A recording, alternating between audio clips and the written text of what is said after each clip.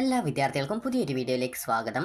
ഈ വർഷത്തെ +1 +2 പരീക്ഷകൾ നടന്നുകൊണ്ടിരിക്കുകയാണ്. അപ്പോൾ വിദ്യാർത്ഥികൾ പ്രധാനമായിട്ടും ചോദിക്കുന്ന ഒരു കാര്യമാണ് +1ന് ജയിച്ചിട്ടില്ലെങ്കിൽ എന്ത് ചെയ്യും, അല്ലെങ്കിൽ +2ന് ജയിച്ചിട്ടില്ലെങ്കിൽ എന്ത് ചെയ്യും എന്നുള്ളത്.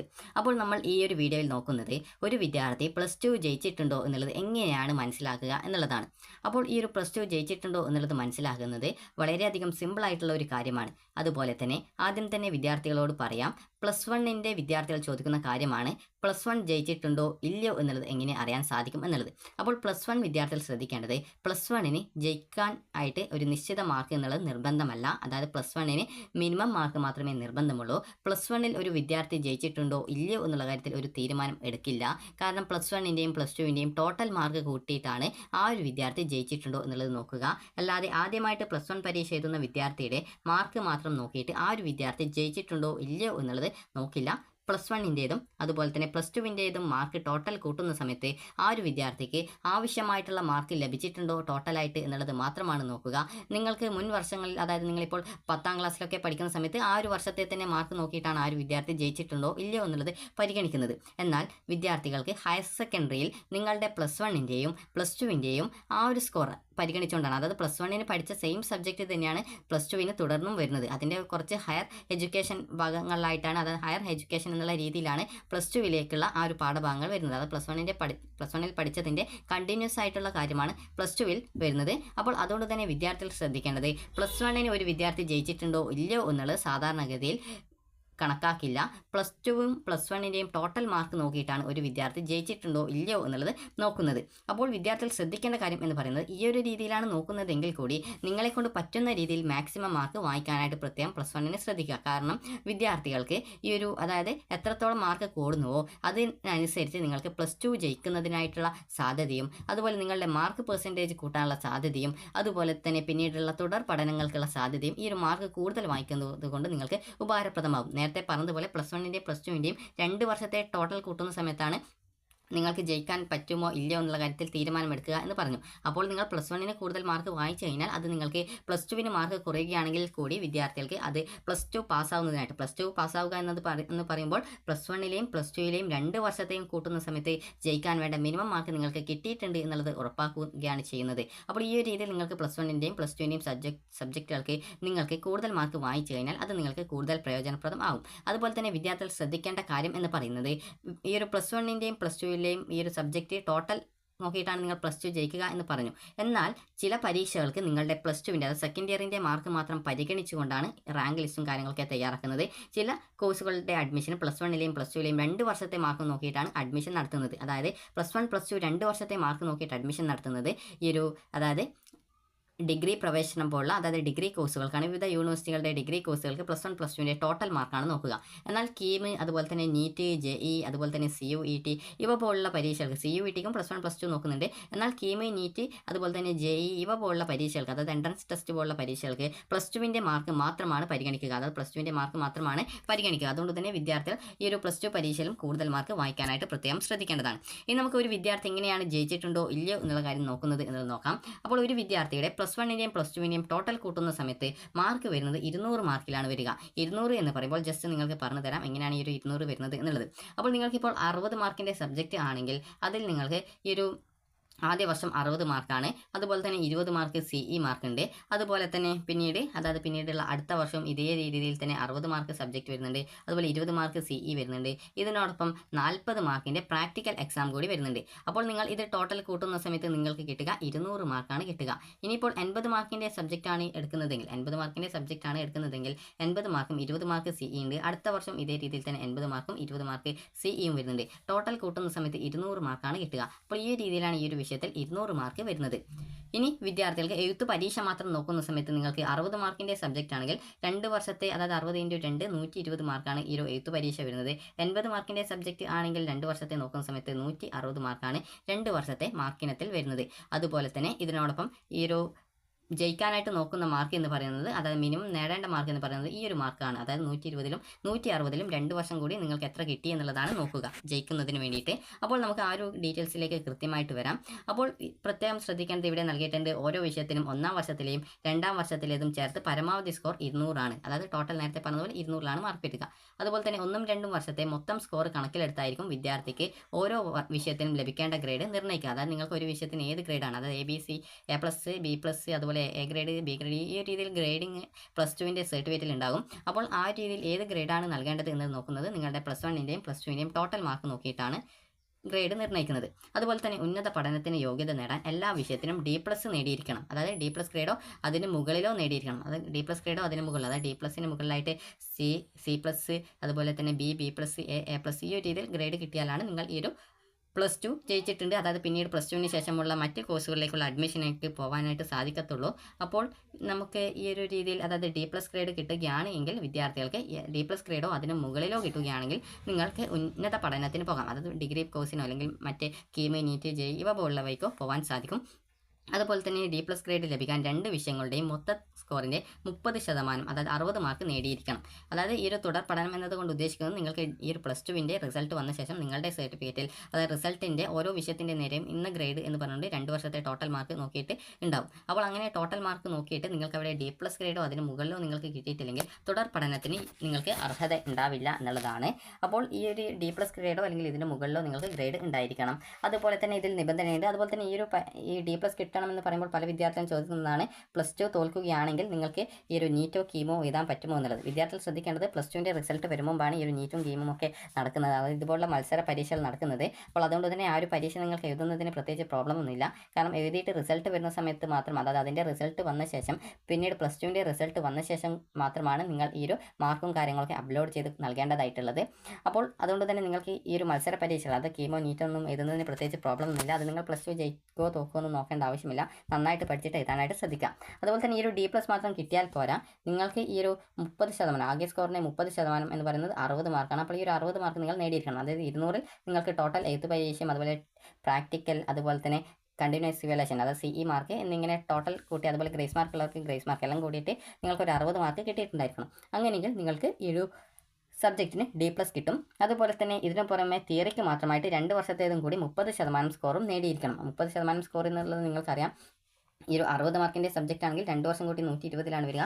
120ൽ നിങ്ങൾക്ക് 36 മാർക്ക് നിങ്ങൾ എഴുത്ത് പരീക്ഷയിൽ നേടിയിരിക്കണം. അതുപോലെ 80 മാർക്കിൻ്റെ വിഷയം ആണെങ്കിൽ നിങ്ങൾക്ക് അതിൽ 160ലാണ് മാർക്ക് വരുന്നത്. അങ്ങനെ ടോട്ടൽ നോക്കുന്ന സമയത്ത് നിങ്ങൾക്ക്, അതായത് ഈ ഒരു 80 മാർക്കിൻ്റെ പരീക്ഷയിൽ ടോട്ടൽ 2 വർഷത്തെ 160, 160ൽ 48 മാർക്ക് നിങ്ങൾക്ക് കിട്ടിയിട്ടുണ്ടായിരിക്കണം. 2 വർഷത്തെ എഴുത്ത് പരീക്ഷ, അതായത് TE മാർക്ക് നോക്കിയിട്ടാണ്. TE മാർക്ക് മാത്രമാണ് നിങ്ങളുടെ +2 ജയിച്ചിട്ടുണ്ടോ ഇല്ലയോ എന്നുള്ളത് നോക്കുന്നതിന് ഉപയോഗിക്കുക. അതുപോലെ തന്നെ ഗ്രേസ് മാർക്ക് ഉണ്ടെങ്കിൽ ഗ്രേസ് മാർക്ക് കൂടി നോക്കും. അപ്പോൾ ഈ ഒരു രീതിയിലാണ് നിങ്ങൾ ജയിച്ചിട്ടുണ്ടോ ഇല്ലയോ എന്നുള്ളത് നോക്കുക. അതായത് 2 വർഷത്തെ TE മാർക്ക് 60 മാർക്കിൻ്റെ സബ്ജക്റ്റ് ആണെങ്കിൽ 2 വർഷം കൂടി 36 മാർക്ക് TE മാർക്ക് കിട്ടിയിട്ടുണ്ടോ. അതുപോലെ തന്നെ 80 മാർക്കിൻ്റെ സബ്ജക്റ്റ് ആണെങ്കിൽ അതിൽ നിങ്ങൾക്ക് 48 മാർക്ക് 2 വർഷം കൂട്ടിയിട്ട് കിട്ടിയിട്ടുണ്ടോ എന്നുള്ളത് നിങ്ങൾക്ക് അറിയാൻ സാധിക്കും. നിങ്ങളുടെ റിസൾട്ട് വരുന്ന സമയത്ത് ഫസ്റ്റ് ഇയർ, സെക്കൻഡ് ഇയർ, അതുപോലെ തന്നെ ഗ്രാൻഡ് ടോട്ടൽ എന്നിങ്ങനെ 3 കോളങ്ങളായിരിക്കും റിസൾട്ട് ഉണ്ടാവുക. അപ്പോൾ ഗ്രാൻഡ് ടോട്ടലിലെ TE മാർക്ക് നിങ്ങൾക്ക് 36 അല്ലെങ്കിൽ 48 ഉണ്ടോ എന്നുള്ളത് നോക്കുക. അത് 60 മാർക്കിൻ്റെ സബ്ജക്റ്റ് ആണെങ്കിൽ 36 ഉണ്ടോ, അതുപോലെ 80 മാർക്കിൻ്റെ സബ്ജക്റ്റ് ആണെങ്കിൽ അതിൽ 48 മാർക്ക് ഉണ്ടോ എന്നുള്ളത് നോക്കുക. അപ്പോൾ ഇവിടെ നിങ്ങൾക്ക് കാണാൻ സാധിക്കും 30% സ്കോർ നേടിയിരിക്കണം. അതായത് നേരത്തെ പറഞ്ഞതുപോലെ 36 48 മാർക്കോ നിങ്ങൾക്ക് കിട്ടിയിട്ടില്ലെങ്കിൽ കൂടി നിങ്ങളുടെ ഗ്രേഡ് D+ ഉണ്ടാകും. കാരണം നിങ്ങൾക്ക് ഈ ഒരു CE മാർക്ക്, അതുപോലെ തന്നെ ഈ ഒരു പ്രാക്ടിക്കലിൻ്റെ മാർക്ക് ഇതൊക്കെ കൂട്ടുന്ന സമയത്ത് ഈ ഒരു D+ ഗ്രേഡോ അതിന് മുകളിലൊക്കെ ഉണ്ടാകും. എന്നാൽ നിങ്ങൾക്ക് അവിടെയുള്ള TE മാർക്ക് ഈ ഒരു രീതിയിൽ 36 48 കിട്ടിയിട്ടില്ല എങ്കിൽ നിങ്ങളുടെ റിസൾട്ട് നോക്കുന്ന സമയത്ത് not eligible for higher studies എന്നാണ് ഉണ്ടാവുക. കാരണം പല വിദ്യാർത്ഥികളും ചോദിക്കുന്ന കാര്യമായിരിക്കും, ഈ ഒരു D+ ഗ്രേഡോ അല്ലെങ്കിൽ C ഗ്രേഡോ ഒക്കെ കിട്ടി, അല്ലെങ്കിൽ C+ ഗ്രേഡോ ഒക്കെ കിട്ടി, പക്ഷേ റിസൾട്ട് നോക്കുന്ന സമയത്ത് ഇത്, അതായത് you are not eligible for higher studies എന്ന് പറഞ്ഞുകൊണ്ടാണ് അവിടെ ആ ഒരു റിസൾട്ടിൻ്റെ ആ ഒരു റിസൾട്ട് പേജിൽ ഉള്ളത്. അപ്പോൾ അതെന്തുകൊണ്ടാണ്, ഞാൻ ഓൾറെഡി എനിക്ക് എല്ലാത്തിനും D+ കിട്ടിയിട്ടുണ്ട്, അല്ലെങ്കിൽ C കിട്ടിയിട്ടുണ്ട്, C+ കിട്ടിയിട്ടുണ്ട്. എന്നാൽ റിസൾട്ട് നോക്കുന്ന സമയത്ത് എനിക്ക് അവിടെ കാണാൻ സാധിക്കുന്നത് not eligible for higher studies എന്നാണ്. അപ്പോൾ അതെന്തുകൊണ്ടാണ് എന്നുള്ളത്. അപ്പോൾ അതെന്തുകൊണ്ടാണെന്ന് ചോദിച്ചാൽ നിങ്ങൾക്ക് ഈ ഒരു TE മാർക്ക്, അതായത് എഴുത്ത് പരീക്ഷയിലെ മാർക്കും അതുപോലെ തന്നെ പ്രാക്ടിക്കലിൻ്റെ മാർക്കും അതുപോലെ തന്നെ CE മാർക്കും ടോട്ടൽ കൂട്ടുന്ന സമയത്ത് തന്നെ നിങ്ങൾക്കൊരു D+, സി ഗ്രേഡോ, C+, ഈ ഒരു റേഞ്ചിലൊക്കെ എത്തും. എന്നാൽ ഈ ഒരു TE മാർക്ക് നേരത്തെ പറഞ്ഞതുപോലെ മിനിമം ആയിട്ടുള്ള 36 അല്ലെങ്കിൽ 48 കിട്ടിയിട്ടില്ല എങ്കിൽ, അതായത് ഇതാണ് 30% മാർക്ക് എന്ന് പറയുന്നത്. അപ്പോൾ ഈ ഒരു മാർക്ക് നിങ്ങൾക്ക് കിട്ടിയിട്ടില്ല എങ്കിൽ നിങ്ങളുടെ റിസൾട്ടിൽ ഫെയിൽഡ് എന്നാണ് ഉണ്ടാവുക. അപ്പോൾ നിങ്ങൾ ശ്രദ്ധിക്കേണ്ട കാര്യം, റിസൾട്ട് വരുന്ന സമയത്ത് അതിൽ ഗ്രാൻഡ് ടോട്ടൽ എന്ന് പറഞ്ഞുകൊണ്ട് സെപ്പറേറ്റ് ആയിട്ട് first year, second year, grand total എന്നിങ്ങനെ കൊടുത്തിട്ടുണ്ടാവും. അപ്പോൾ അതിൽ നിങ്ങൾക്ക് TE മാർക്ക്, അതുപോലെ തന്നെ CE mark, PE mark, GM അതായത് ഗ്രേസ് മാർക്ക് എന്ന് പറഞ്ഞുകൊണ്ട് കൊടുത്തിട്ടുണ്ടാവും. അപ്പോൾ അതിൽ നിങ്ങൾക്ക് TE മാർക്ക് നിങ്ങൾക്ക്, അതായത് TE മാർക്കും അതുപോലെ ഗ്രേസ് മാർക്ക് ഉള്ളവർ ഗ്രേസ് മാർക്കും ടോട്ടൽ കൂട്ടുന്ന സമയത്ത് നിങ്ങൾക്ക് 36 48 കിട്ടിയിട്ടുണ്ടോ എന്നുള്ളത് നിങ്ങൾ നോക്കുക. അങ്ങനെ കിട്ടിയിട്ടില്ല എങ്കിൽ നിങ്ങൾ ഏത് വർഷത്തേതാണോ, അതായത് നിങ്ങൾക്ക് ഇപ്പോൾ +2വിനാണ് മാർക്ക് കുറവുള്ളതെങ്കിൽ +2വിൻ്റെ സേ പരീക്ഷ എഴുതി നിങ്ങൾക്ക് ജയിക്കാൻ സാധിക്കുന്നതാണ്.